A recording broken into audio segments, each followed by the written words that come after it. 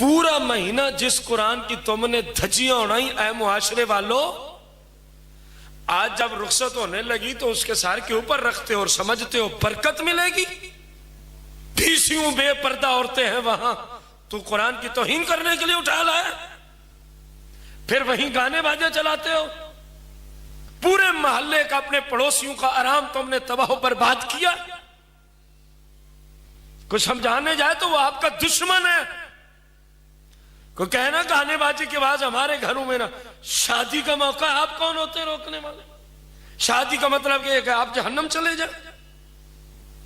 کئی دنوں سے آپ نے اللہ کی لعنت اٹھائی ہے، اللہ کا غضب نازل ہوتا رہا.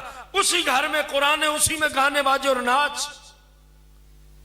اور آج آپ نے بچی کو رخصت کرتے ہوئے اوپر قرآن رکھا. آپ سمجھتے ہیں کوئی برکت پہنچے گی؟ کسی صورت بھی نہیں پہنچے گی.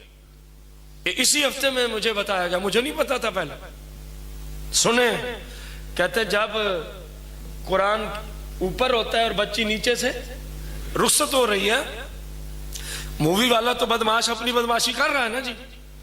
توجہ، جب وہ مکسنگ کر کے واپس ان کو دیتا ہے،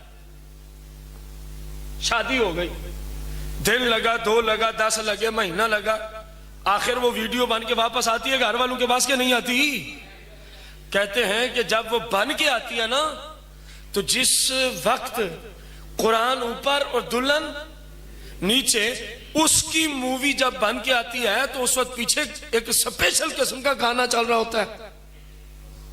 جناب قرآن کو آپ لے آئے اور ساتھ کیا لگائے ہوئے ہیں؟ اونچی تو بولو نا. گانے باجے لگائے ہوئے ہیں. یہ قرآن کی عزت کی جا رہی ہے.